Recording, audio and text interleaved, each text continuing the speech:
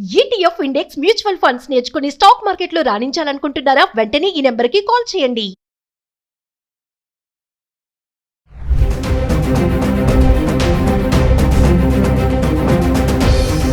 నమస్కారం, నేను మీ సంగీత. అస్సాంలోని కామాఖ్య ఆలయంలో వేణుస్వామి హైదరాబాద్ నుంచి ఒక 10 మంది భక్తులను తీసుకొని అక్కడ ప్రత్యేక దర్శనంతో పాటు ప్రత్యేక పూజలు చేస్తానంటూ వారిని అక్కడికి తీసుకెళ్లారు. తీసుకెళ్లిన తర్వాత అక్కడ ఉన్న ప్రధాన అర్చకులు దీక్షితులు గారు, అదే విధంగా మిగతా పురోహితులంతా కూడా అక్కడ ఆయనని మీరు టెంపుల్లోకి రావాల్సిన అవసరం లేదు అని చెప్పేసి అక్కడే ఆపివేయడం జరిగింది.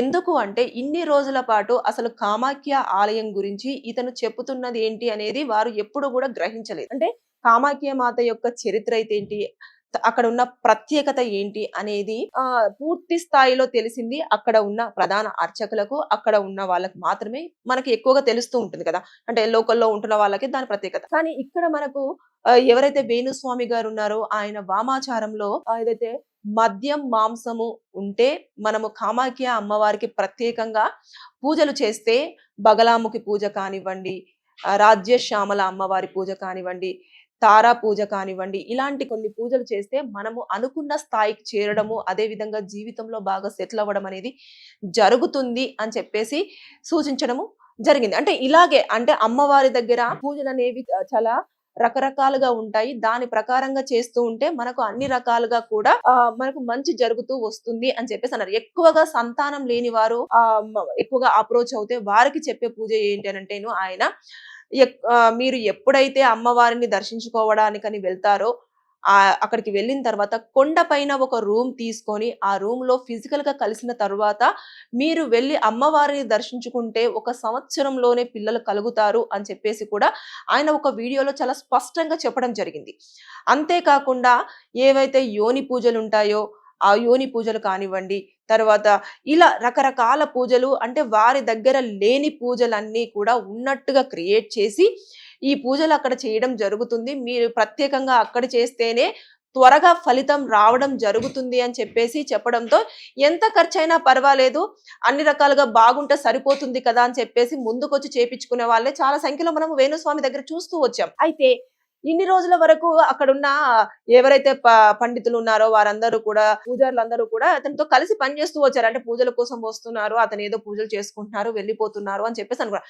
కానీ మధ్యలో ఒకసారి ఏమైందంటే ఇక్కడ నుంచి కొంతమంది వీడియోగ్రాఫర్స్ ని తీసుకెళ్లేసి అక్కడ మొత్తం వీడియో అంతా తీసేసుకొని అక్కడ మొత్తం ఎక్స్ప్లెనేషన్ అవన్నీ చేస్తున్నవన్నీ చూసేసి ఇక్కడ నుంచి తీసుకొచ్చి ఇక్కడ మరి పబ్లిష్ చేస్తూ ఉంటారు కదా డిజిటల్ మీడియాలో కానివ్వండి, ఇక్కడ ఏమని వేస్తున్నారు, అసలు ఏమని చెప్పారు చూద్దాం అని చెప్పేసి వాళ్ళంతా కూడా వీడియోలు చూస్తూ ఉంటే కామాఖ్య అమ్మవారి ఆలయం గురించి అసలు అక్కడ ఉన్న చరిత్ర వేరు, ఇతను చెప్తున్న చరిత్ర వేరు, అక్కడ ఉన్న పూజలు వేరు, వేణుస్వామి గారు చెప్తున్న పూజలు వేరు అనేది వాళ్ళు గుర్తించడం జరిగింది. అంటే వారికి భాష కూడా, అంటే ఇక్కడ ఉన్న తెలుగు భాష ఉంది, ప్లస్ తర్వాత అస్సాంలో ఉన్న ఆ భాషకి అంటే కొంచెం తెలుగు సరిగ్గా వారికి అర్థం కాకపోవడమో, లేదంటే తెలుగు పూర్తి స్థాయిలో రాదు, మాక్సిమం ఎవరికి రాదు అక్కడ.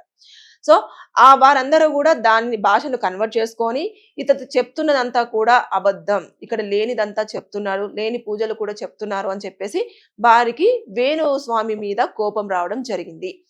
ఎప్పుడైతే అతను వస్తారో అప్పుడు అతన్ని కరెక్ట్ గా అడిగేసి అసలు తెలుసుకునే ప్రయత్నం చేద్దాం అనగానే ఆయన ఇక ఈ రోజు వెళ్ళడం జరిగింది. ఒక 10 మంది భక్తులను తీసేసుకొని అక్కడ ప్రత్యేక పూజలు అంటూ తీసుకెళ్లారు. కానీ ఇంకా వెంటనే గర్భగుడి ఉంటుంది కదా, దాని హాల్లోనే ముందుగానే అతను రావడంతో అక్కడే ఆపేసి ఇంకా మీరు వెనుదిరిగేసి వెళ్ళిపోండి, మీరు చాలా తప్పుడు ప్రచారాలన్నీ కూడా అమ్మవారి గురించి చేయడం జరుగుతుంది, అన్నీ కూడా కమర్షియల్ వేలోనే చూపించడం జరుగుతుంది. కానీ ఇక్కడ మేము ప్రతిదీ కమర్షియల్ వేలో ఆలోచించము, మనస్ఫూర్తిగా అమ్మవారిని దర్శించుకుంటే వారికి కోరిక నెరవేరుతుంది తప్పించి ఇక్కడ లేని పూజలు కూడా ఎక్కువ అమౌంట్ పెట్టి చేపించే అంత ప్రయత్నం మీరు చేస్తున్నారు. కాబట్టి తెలుగు రాష్ట్రాలలో కామాఖ్య అమ్మవారి ఆలయం యొక్క ప్రత్యేకత పోవడమే కాకుండా మీరు చాలా తప్పుడుగా ప్రచారం చేశారు అని చెప్పేసి అక్కడున్న ప్రధాన అర్చకులు ఎవరైతే ఉన్నారో దీక్షితులు గారు చాలా ఆగ్రహం వ్యక్తం చేశారు. అయితే ఇక ఈసారికి ఒక్కసారికి వదిలేయండి, లోపలికి పంపించండి, 10 మంది భక్తులు నాతో పాటు ఉన్నారు, బాగోదు, వాళ్ళ ముందు నా పరువు పోతుంది అని ఎంత బ్రతిమలాడినా కూడా ఇంకా అసలు లేదు,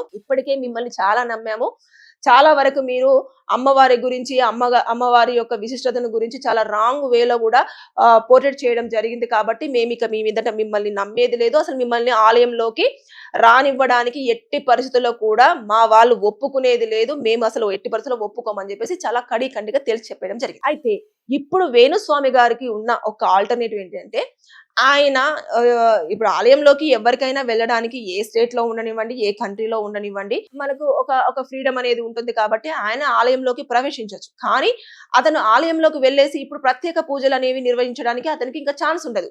ఎందుకంటే అక్కడ ఉన్న అర్చకుల యొక్క రూల్స్ అండ్ రెగ్యులేషన్స్ ఫాలో అవ్వాల్సి ఉంటుంది. అదే విధంగా కొన్ని ఏళ్ల నుంచి కూడా వాళ్ళు అక్కడ అదేంటి పూజలు నిర్వర్తిస్తున్నారు. కాబట్టి అక్కడ ఉన్న పూజలు ఏంటివి, ఆ పూజలకు సంబంధించిన డీటెయిల్స్ ఏంటి అనేది కూడా వీళ్ళు ఎవరైతే అక్కడ ఉన్నారో ప్రధాన అర్చకులు దీక్షితులు గారు వారి ఆధ్వర్యంలోనే జరుగుతూ ఉంటాయి. కాబట్టి ఇక మీదట ఎట్టి పరిస్థితుల్లో కూడా ఇతను వెళ్లి పూజలు చేయడానికి స్కోప్ ఉండకుండా అలాంటి ఆర్డర్ ఏదైనా తెచ్చుకోవడానికి ఛాన్స్ ఉంటుంది. ఎలా అంటే, నేను ఆలయంలోకి ప్రవేశం కల్పించండి అని అంటే కోర్టు ఒక ఆర్డర్ ఇస్తుంది, ఎవరైనా వెళ్ళి దర్శించుకోవడానికి ఆర్డర్ ఇస్తుంది. కాబట్టి అదొక్క వెసులుబాటు ఉంటుందే తప్పించి ఇక మీదట ముందులాగా చాలా మందిని తీసుకెళ్లి ఆ పూజలు ఏవో పూజలు చేస్తూ ఉంటారు కదా, ఆ పూజలు అనేటివి అసలు ఎట్టి పరిస్థితుల్లో చేసే అవకాశం అయితే అతనికి ఉండకపోవచ్చు. అతను దర్శించుకోవడానికి జస్ట్ నామమాత్రంగా, అంటే ఇప్పుడు మనం వెళ్ళి అమ్మవారిని ఎలా అయితే దర్శించుకుంటామో ఆ విధంగా ఆ ఒక్క అవకాశం అయితే అతను కల్పించుకోవచ్చు. కానీ ఇంకా మీదట పూజలు చేసే అంత ఇదైతే అతనికి ఉండకపోవచ్చు. చాలా సీరియస్ అయ్యారు. అంటే వారు అడుగుతున్న ప్రతి ఒక్క ప్రశ్నకి వేణుస్వామి గారి దగ్గర నుంచి వెళ్ళి ఆన్సర్ అనేది రావట్లేదు. అంటే ఎందుకు ఇలా చేశారు, ఎందుకు అమ్మవారి గురించి ఇలా తప్పుడు ప్రచారం చేశారు, ఎందుకు అమ్మవారి దగ్గర లేని పూజలు ఉన్నట్టుగా క్రియేట్ చేశారు అని చెప్పేసి ప్రతిదీ అడుగుతుంటే అతను వదిలిపెట్టండి, ఈసారికి అయిపోయింది కదా అని చెప్పేసి అన్నట్టుగానే చెప్తూ వస్తున్నారే తప్పించి కరెక్ట్ సాలిడ్ ఆన్సర్ మాత్రం వారికి చెప్పిందే లేదు. సో ఇప్పటి వరకు మీతో కలిసి మేము పూజలు నిర్వర్తించడం ఇలాంటివన్నీ చేశాము. కొన్ని సందర్భాలలో మేము తెలియక చేశాము, ఇంకా మీదట ఆ తప్పు మేము చేయాలనుకోవట్లేదు, అమ్మవారిని క్షమించే విధంగానే మేము ఇప్పుడు మిమ్మల్ని మాత్రం ఈ ఆలయంలోకి రాకుండా బహిష్కరిస్తున్నాము, ఇంకా మీదట మీరు ఎప్పుడు కూడా ఈ ఆలయంలోకి రాకూడదు అని చెప్పేసి చెప్పారు. అయితే చెప్పిన తర్వాత ఏదైతే ఈ ఆలయ ప్రధాన అర్చకులు ఉన్నారో వారందరూ ఏమని చెప్తున్నారంటే, ఒకటే, తెలుగు రాష్ట్రాలలో అమ్మవారి గురించి పూర్తి స్థాయిలో వేణుస్వామి గారు చెప్పింది అంత కరెక్ట్ కాదు, అమ్మవారి గురించి తెలుసుకోండి, తెలుసుకున్న తర్వాత మీరు ఇక్కడికి వచ్చేసి మనస్ఫూర్తిగా అమ్మవారికి నమస్కారం చేస్తే మీ కోరిక ఖచ్చితంగా నెరవేరుతుంది, చాలా ప్రత్యేకత కలిగిన అమ్మవారు, చాలా నిష్టగల అమ్మవారు అని చెప్పేసి ఆయన అర్చకులు చెప్తూ ఉన్నారు. అంటే వాళ్ళు ఎంత కోపంలో ఉన్నారంటే అసలు ఎంత చెప్పినా కూడా అసలు ఇట్లా రౌండ్ అప్ చేశారు వేణుస్వామి గారిని. రౌండ్ అప్ చేసేసి అసలు ఒక్క అడుగు కూడా ముందు వేయకుండా మీరు ఇంకా వెళ్ళిపోండి, అసలు లోపలికి రావద్దు, మాకు చాలా కోపం వచ్చేస్తుంది, మిమ్మల్ని చూస్తూ ఉంటే చాలా తప్పుడు ప్రచారం చేశారు, తెలుగు రాష్ట్రాలలో అమ్మవారి గురించి మీరు మద్యం అయితే ఏంటి, మాంసం అయితే ఏంటి, అలాంటివి పెడితేనే అమ్మవారు స్వీకరించి కోరికలు నెరవేరుస్తారు అన్నట్టు విధంగా మీరు క్రియేట్ చేశారు. అదంతా రాంగ్ గా మీరు చేయడం వల్ల మాకు చాలా ఇబ్బందికరంగా ఉంటుంది. అమ్మవారు అసలు అలాంటివి ఇక్కడ జరగలేదు, చాలా నిష్టగల అమ్మవారు, చాలా పవిత్రత కలిగిన అమ్మవారిని మీరు తప్పుడుగా ప్రచారం చేశారని చెప్పేసి వాళ్ళు చాలా ఆగ్రహం వ్యక్తం చేశారు.